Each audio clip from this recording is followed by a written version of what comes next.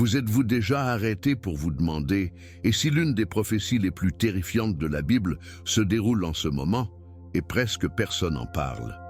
La rivière Euphrate, mentionnée plus de 20 fois dans les Écritures, de la Genèse à la Révélation, disparaît, et ce qui est découvert sous son lit sec est bien plus que la roche et la poussière. C'est une porte, un avertissement, une alarme spirituelle faisant écho à la terre. Des tunnels, des chaînes anciennes, des voies torturées et des ruines que personne ne peut expliquer ne sont désormais visibles pour la première fois de l'histoire. Les scientifiques vous donnent des explications logiques. Mais la Bible vous donne la vérité. Et cette vérité est effrayante. Ce n'est pas seulement une sécheresse, c'est un signal divin. Apocalypse 16:12 déclare que l'Euphrate sèche pour préparer la voie au roi de l'Est. Ça se passe tout de suite. Mais que se passe-t-il si ce n'est que le début? Et si, sous le silence des médias, il y a un programme plus profond pour cacher ce qui confirme la Bible? Et si ces manifestations étranges sont les signes que Dieu parle, et la plupart sont trop distraits pour écouter? Jésus-Christ nous a avertis. Quand vous voyez ces choses, sachez que la fin est proche. Matthieu 24:33. Alors pourquoi ne faisons-nous pas attention?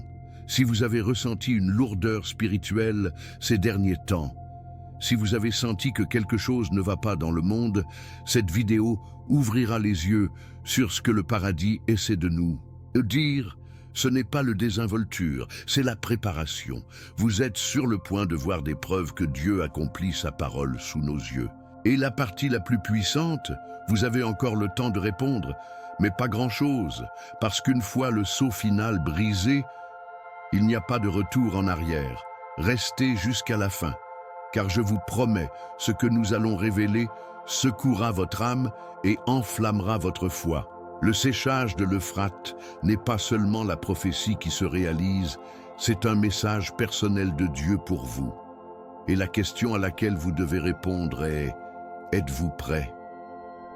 Il est presque difficile de croire qu'une rivière pourrait tenir les secrets de la création et de la fin des jours. Mais c'est exactement ce que fait l'Euphrate. Dès les toutes premières pages de la Bible, dans Genèse 2:14, cette rivière apparaît comme un marqueur divin dans le jardin d'Éden, se déplaçant près de l'endroit où l'humanité a pris son premier souffle. Ce n'est pas seulement un flux d'eau, c'est un témoin de la montée et de la chute des empires, de la puissante Babylone à l'Assyrie redoutée. Dieu a utilisé cette rivière comme frontière géographique, une source de vie et un symbole prophétique. En fait, pour ceux qui ont des yeux de foi, l'Euphrate n'a jamais été une rivière. Il a toujours été une ligne spirituelle tracée par la main du Tout-Puissant. C'est comme s'il disait, non pas avec des mots, mais avec l'histoire elle-même. Et aujourd'hui, sa voix est plus forte que jamais. Lorsque l'Euphrate coulait fort, il a donné naissance à des civilisations. Mais maintenant, comme il sèche, il semble révéler autre chose. Quelque chose de plus sombre. Selon la Bible, dans Apocalypse 16:12, le séchage de cette rivière n'est pas une sécheresse ordinaire. C'est un signal, une préparation. Le 6e ange a versé son bol sur la grande rivière Euphrate, et son eau a été séchée pour préparer la voie au roi de l'Est. Ce n'est pas seulement un langage poétique, c'est la vérité prophétique. Et ce qui est étonnant, c'est qu'en ce moment, dans notre génération, ce phénomène exact se produit sous nos yeux. Pas dans le mythe, pas dans la métaphore, mais en temps réel, déclin mesurable. Serait-ce le moment où les prophètes ont vu il y a des siècles? Beaucoup croient que ce qui se passe n'est pas simplement une question de climat ou d'irrigation. Oui, les scientifiques parlent des barrages en Turquie et des températures croissantes, mais pour ceux qui vivent par la foi et pas seulement par vue, la question demeure: pourquoi maintenant? Pourquoi nous? Et qu'est-ce que Dieu essaie de dire? Le séchage de cette ancienne rivière pourrait-il être un réveil divin, une explosion de trompettes avertissant le monde de se repentir, de retourner à Jésus-Christ avant qu'il ne soit trop tard? Il y a un sentiment croissant parmi les croyants que nous ne voyons pas seulement un changement naturel, mais un message surnaturel. celui qui nous invite à creuser plus profondément dans la Bible, à prier plus ferveur et à préparer au cœur à ce qui nous attend. Et ce n'est pas un message de peur, c'est un message de foi, parce que dans chaque génération, Dieu donne des signes. Il ne laisse pas son peuple ignorant. Tout comme Noah a vu l'inondation venir, tout comme les sages ont suivi l'étoile pour trouver le Christ, nous avons aussi des signes pour comprendre le temps. Si vous avez déjà ressenti se tirer dans votre esprit ce murmure qui dit « ce monde change », vous n'imaginez pas les choses, vous les discernez. C'est le Saint-Esprit qui vous invite à être éveillé, à être alerte et à revenir aux vérités de l'Écriture. Parce que dans des moments comme ceux-ci, la parole de Dieu devient notre boussole, notre guide et notre bouclier. Alors maintenant, comme la rivière révèle son lit sec, la question n'est pas seulement de ce qui est découvert physiquement, mais ce qui est révélé spirituellement. Qu'est-ce que cela signifie pour nous en tant que croyants lorsqu'une rivière mentionnée plus de 20 fois dans la Bible commence à disparaître? Se pourrait-il que, tout comme la rivière, notre temps est également sec? Il ne s'agit peut-être pas de la panique, mais de la préparation. Peut-être que ce n'est pas la fin, mais le début d'un appel à la sainteté, de se rendre, de vivre hardiment pour Dieu. Et c'est exactement pourquoi nous devons continuer, parce que ce que nous découvrons ensuite sous la surface sèche de l'Euphrate défiera tout ce que nous pensions que nous savions. À première vue, ce qui arrive à la rivière Euphrate peut sembler être une autre crise environnementale. Les experts du climat soulignent la hausse des températures mondiales, les décennies de mauvaise gestion de l'eau et les barrages massifs se sont construits en amont en Turquie. Et oui, ces explications ont du sens sur la surface. La rivière qui a autrefois nourri les civilisations a maintenant du mal à survivre sous le poids du développement moderne et du déséquilibre écologique. Les agriculteurs en Irak regardent leurs champs se fissurer sous le soleil. Des communautés entières sont obligées de migrer à la recherche d'eau comme les anciens nomades. Mais derrière chaque cause naturelle, il y a souvent une cause spirituelle. La foi nous enseigne que ce que nous voyons avec nos yeux pointe souvent ce que nous ne pouvons pas voir avec nos cœurs. Se pourrait-il que Dieu autorise cette sécheresse, non pas comme une punition, mais comme une préparation prophétique? Lorsque nous regardons Apocalypse 16, 12, nous voyons quelque chose de profondément spécifique. Le 6e ange a versé son bol sur la grande rivière Euphrate et son eau a été séchée pour préparer la voie au roi de l'Est. Ce n'est pas une poésie symbolique, c'est une feuille de route pour la fin des temps. Et l'alignement est effrayant. À l'heure actuelle, l'Euphrate sèche. À l'heure actuelle, les tensions augmentent à l'Est. À l'heure actuelle, les puissances mondiales s'alignent d'une manière qui reflète ce que John le Révélateur a vu. Alors, est-ce juste une coïncidence ou est-ce une orchestration divine? Pour ceux qui croient en Jésus-Christ, la réponse penche fortement vers ce dernier. Rien dans la Bible ne se passe par hasard. Chaque verset, chaque prophétie, chaque mouvement de la nature, cela fait écho à la voix de Dieu. Pensez-y. Dieu a toujours utilisé la nature pour communiquer. Il a envoyé le feu du ciel pour parler à Élie. Il s'est séparé de la mer Rouge pour Moïse. Il a calmé les tempêtes avec un mot par Jésus-Christ. Alors, pourquoi n'utiliserait-il pas le séchage d'une rivière pour attirer l'attention du monde? La Bible ne sépare jamais le physique du spirituel. Ils se déplacent ensemble. La sécheresse de l'Euphrate pourrait être une sécheresse spirituelle, nous avertissant de notre propre vide. Peut-être que c'est la façon de dire de Dieu, vous vous êtes appuyés sur les systèmes, sur les gouvernements, sur la force humaine. Mais maintenant, il est temps de me retourner. Et ce message résonne plus que jamais. Pour certains, il peut sembler plus facile de rejeter tout cela comme une spéculation. Mais la foi n'attend pas la preuve absolue. Il écoute le murmure de Dieu dans les vents du changement. Et si vous avez senti quelque chose qui change dans le monde, si votre esprit a été remué par la nouvelle de cette rivière en disparaissant, vous n'êtes pas seul. Les croyants partout se réveillent, sentant que ce qui était autrefois une prophétie lointaine est maintenant la réalité présente. C'est là que la Bible devient plus qu'un livre. Il devient un guide pour interpréter ce que nous vivons. Et si nous croyons vraiment que Dieu parle toujours, alors nous devons aussi croire qu'il parle maintenant, fort et clair, à travers chaque goutte de l'Euphrate qui disparaît dans la terre. Donc, la question n'est pas de savoir s'il s'agit d'un phénomène naturel. La question est, sommes-nous suffisamment éveillés spirituellement pour le reconnaître comme prophétique? Le monde peut dire qu'il s'agit de barrages et de sécheresse, mais ceux qui ont des yeux de foi voient les empreintes digitales de Dieu. Ce moment nous invite à nous rapprocher des Écritures, à chercher Dieu dans la prière et à demander « Seigneur, à quoi nous préparez-vous » Parce que cette rivière séchée peut être le premier appel de trompette de quelque chose de bien plus grand. Et ce qui se trouve sous ces eaux décolorées est plus que des pierres et de la poussière. C'est un message du ciel lui-même. Maintenant, allons approfondir ce qui est réellement révélé. Alors que les eaux de l'Euphrate continuent de se retirer, ce qui est exposé sous son ancien lit de rivière est loin d'être ordinaire. Les habitants rapportent l'apparition de tunnels à long terme, de grottes sombres et de structures en pierres massives qui défient des explications immédiates. Ce ne sont pas des restes de la construction moderne, ils sont anciens, certains croient même pré-bibliques. Marcher dans le chemin de la rivière séchée ressemble à un monde oublié. Le silence est étrange, presque sacré, mais rempli d'une forte tension. Et pour ceux qui s'approchent avec un cœur ouvert à Dieu, il a l'impression que la terre elle-même révèle une histoire écrite il y a longtemps, attendant que le bon moment soit dévoilé.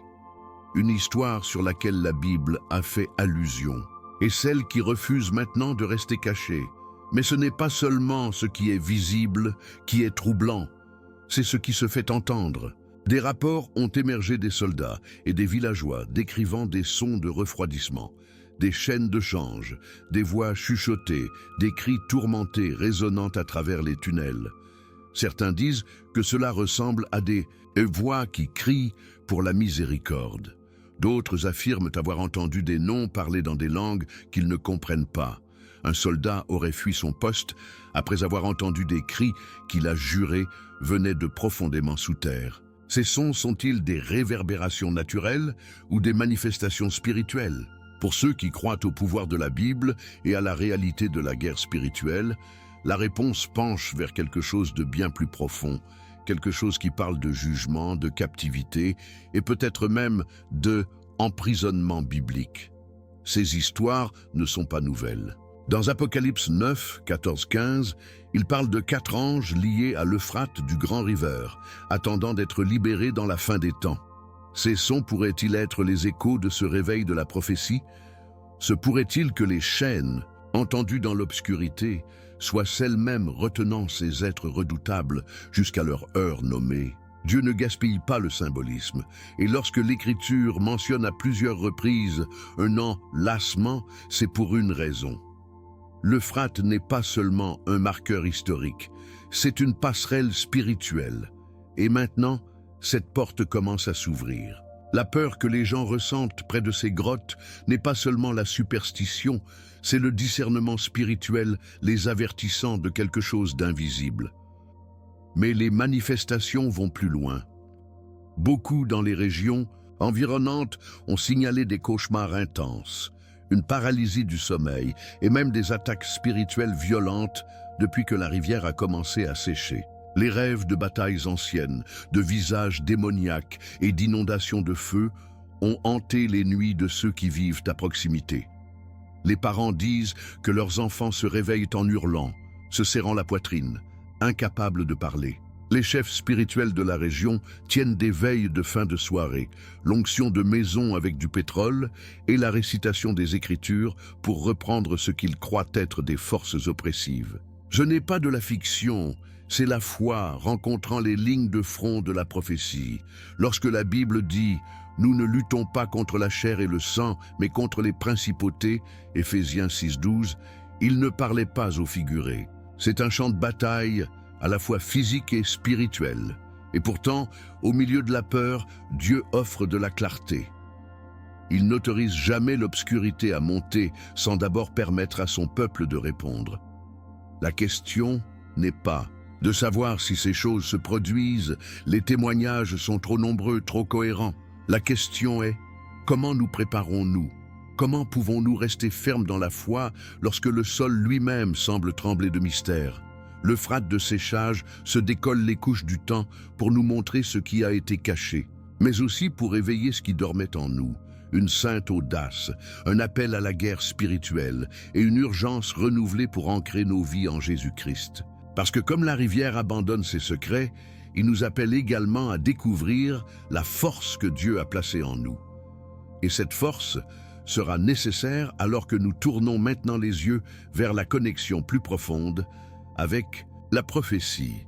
Il y a quelque chose d'indubitablement puissant sur la façon dont le livre de l'Apocalypse est directement lié à ce que nous assistons aujourd'hui.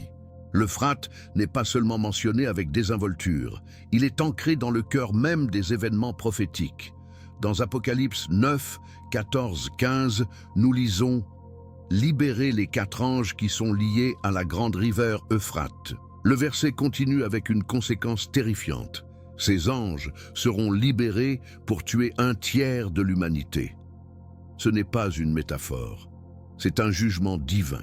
Et tandis que certains peuvent le brosser comme une exagération apocalyptique, ceux qui marchent par la foi comprennent que lorsque Dieu parle par sa parole, c'est précis. Maintenant, avec le lit de la rivière exposé, il faut demander: nous approchons-nous du moment où ces entités liées seront desserrées sur la terre? Beaucoup de théologiens croient que ces anges ne sont pas des messagers d'espoir, mais des êtres de destruction.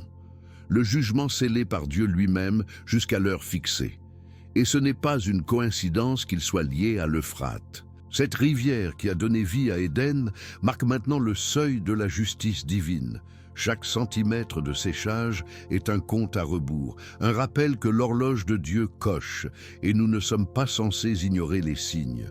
Ceux qui ont foi en Jésus-Christ peuvent sentir l'atmosphère se déplacer. Il y a un malaise dans le monde, un tremblement spirituel. C'est comme si le ciel et la terre retenaient tous les deux leur souffle, attendant cette version finale. Et la Bible ne tient pas à ce sujet. Cela fait partie du récit de la fin des temps. Ce qui est encore plus convaincant, c'est la façon dont les découvertes archéologiques actuelles semblent s'aligner avec cette vision biblique. Structure jamais vue auparavant. Tunnels si profonds, ils défient l'exploration moderne. Des chaînes massives enfermées dans des murs en pierre, comme si quelque chose ou quelqu'un devait être retenu. Cela pourrait-il être une preuve de ce que la révélation a permis de pointer depuis le début? Certains se moquent de l'idée, mais soyons honnêtes. Comment la prophétie se manifeste souvent d'une manière que les gens n'étaient pas prêts à accepter?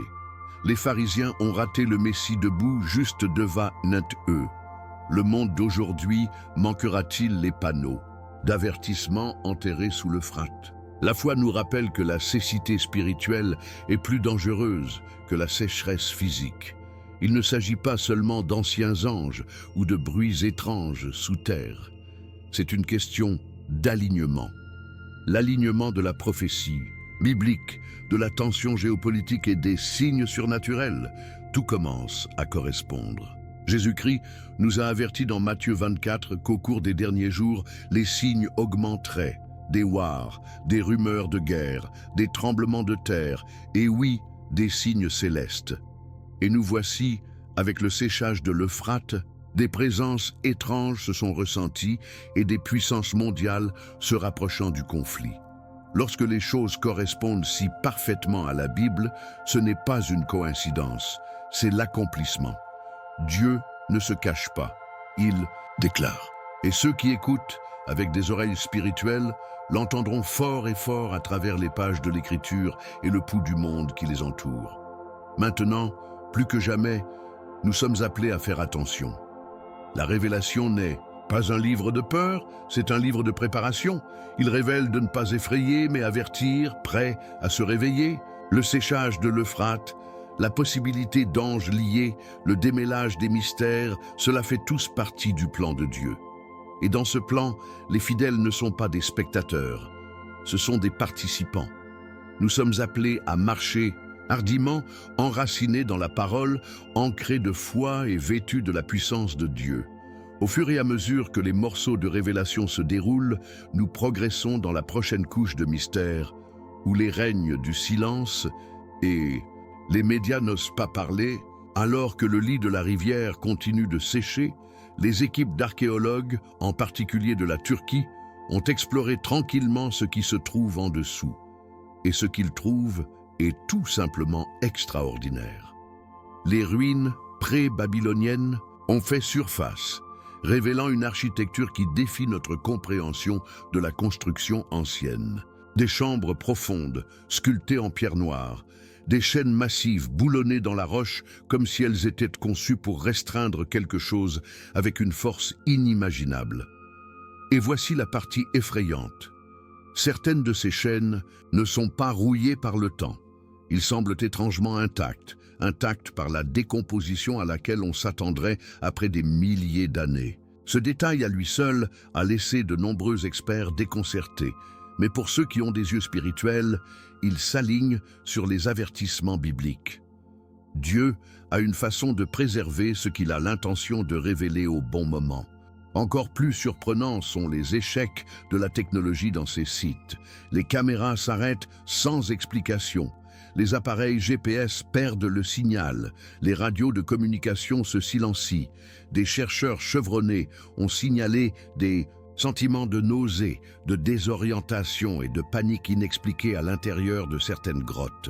Une archéologue, une chrétienne dévote, a déclaré qu'elle ressentait une pression invisible, la repoussant, comme si quelque chose ne voulait pas qu'elle entre dans une chambre spécifique. Elle a récité le psaume 91 à haute voix, et immédiatement la sensation s'est levée.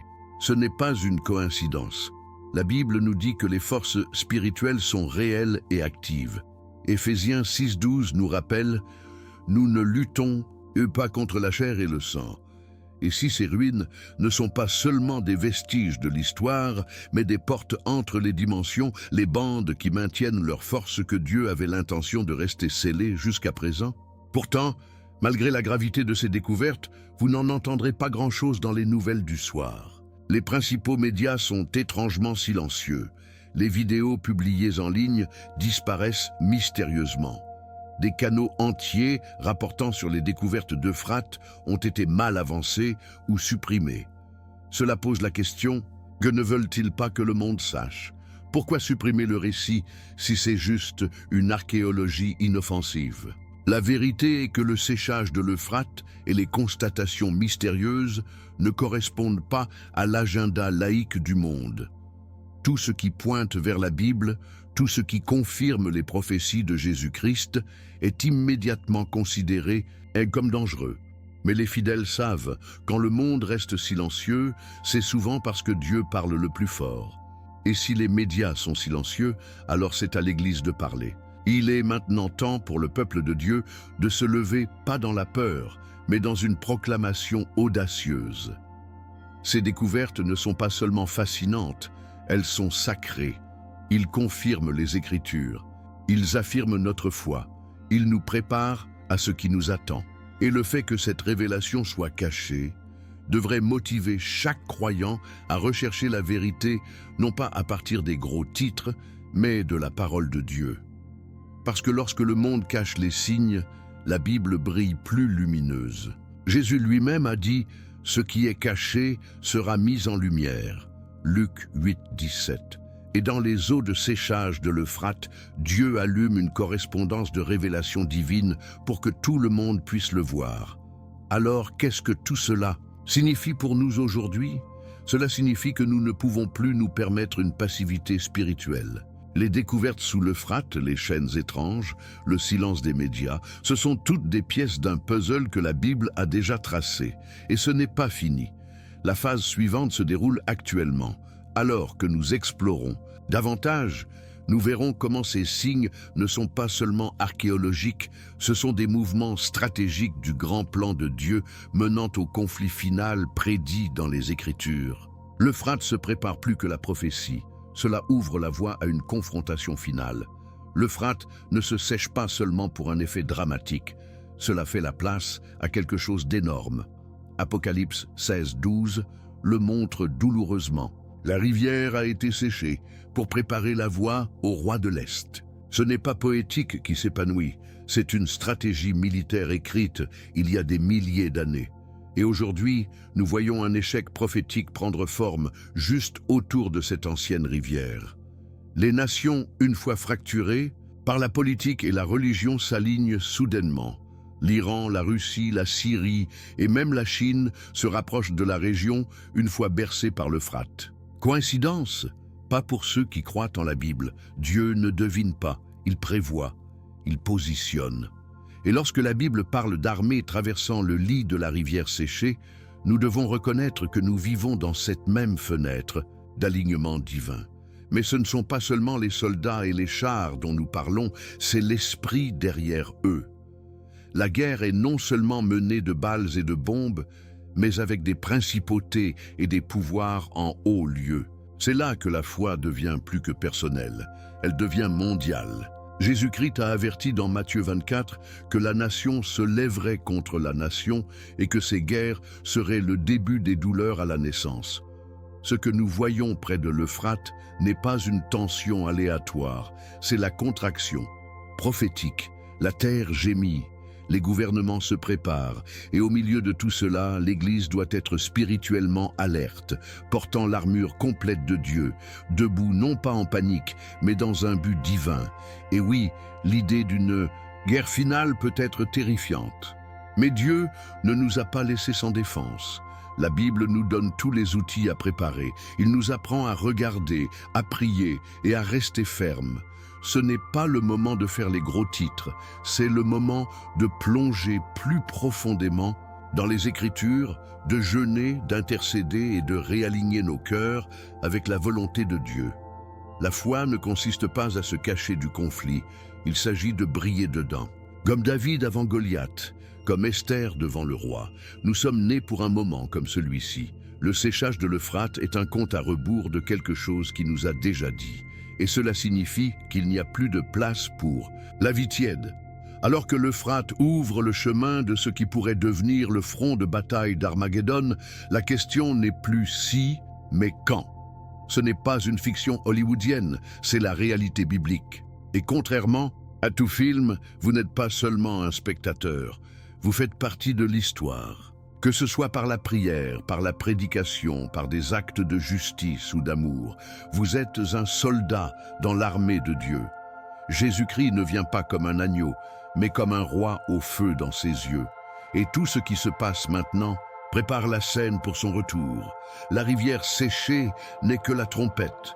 La bataille appartient au Seigneur, mais l'Église ne doit pas se taire. Nous voici donc, regardez les derniers morceaux se déplacer en position. L'Euphrate était autrefois le berceau des empires, et maintenant il peut devenir le couloir de la confrontation mondiale. Pourtant, à travers tout cela, Dieu est toujours en contrôle. Il n'est pas surpris, il n'est pas secoué. Et nous ne devons pas non plus être. C'est notre temps pour marcher par la foi, ancré dans les promesses de la Bible, sachant que Jésus-Christ reste notre paix, notre bouclier et notre victoire. Alors que nous regardons à l'horizon de la bataille, tournons également les yeux vers l'intérieur, parce que ce qui vient de la prochaine nécessite une réflexion spirituelle profonde. C'est une chose d'observer les signes, c'est une autre pour y répondre. Le séchage de l'Euphrate, les voies cachées, les chaînes anciennes et la tension mondiale croissante pointent tous vers une vérité qui donne à réfléchir. Le monde se déplace vers quelque chose de définitif, mais Jésus-Christ ne nous a jamais quittés sans instruction. Dans Matthieu 24, 33, il a dit « Lorsque vous voyez toutes ces choses, sachez que c'est proche, aux portes. » Ce n'est pas seulement une observation, c'est un appel à l'action. Dieu n'est pas intéressé par les spectateurs, il appelle à des guerriers spirituels. L'Église, maintenant plus que jamais, doit s'élever comme Jean-Baptiste l'a fait, se déménageant dans le désert, préparer la voie du Seigneur. Cette préparation ne commence pas avec un mégaphone, mais avec le cœur, avec le repentir, avec reddition. Ce moment de l'histoire ne concerne pas la panique, il s'agit de positionner. Chaque signe prophétique est une invitation de Dieu. Rapprochez-vous. Venez plus profondément, venez maintenant. L'Euphrate sèche, oui, mais les puits de l'urgence spirituelle dans de nombreux cœurs. La foi n'est pas seulement une étiquette que nous portons. C'est un feu qui doit être nourri. Il est maintenant temps de retourner à la Bible comme jamais auparavant. Pas nonchalamment, mais désespérément. Se réveiller dans la prière, pour terminer la journée dans le culte, pour jeûner, non pas pour l'attention, mais pour l'alignement. Parce que ceux qui sont spirituellement endormis manqueront l'arrivée de l'époux. Jésus-Christ n'est pas retardé, il se prépare. Et quand il viendra, ce sera soudain, ce sera définitif, et seul le prêt le reconnaîtra. La question n'est donc pas de savoir si les signes sont réels. Ils sont. La question est, que ferez-vous à leur sujet? Veux-tu vivre un autre jour, engourdi par routine? Ou choisirez-vous de marcher dans le pouvoir spirituel? L'apôtre Paul a exhorté l'Église à racheter le temps, parce que les jours sont mauvais. Éphésiens 5, 16. Ce n'est pas seulement un bon conseil, c'est une stratégie de survie. Alors que l'Euphrate murmure son avertissement, nous devons élever nos voix dans l'adoration et en vérité. Nous devons atteindre les perdus, réconforter les brisés et renforcer les timides. Dieu vous appelle à ne pas craindre, mais à combattre, avec l'amour, avec la vérité et avec l'autorité inébranlable de sa parole. Ce n'est plus la saison du silence, c'est la saison de l'éveil spirituel. Peut-être que vous l'avez ressenti, une agitation intérieure, un malaise sacré.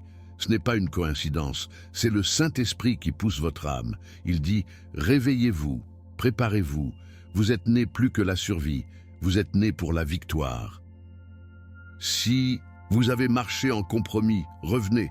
Si vous avez grandi dans la prière, rallumez le feu. Si vous doutez de votre objectif, rappelez-vous, vous faites partie de la décision finale de Dieu.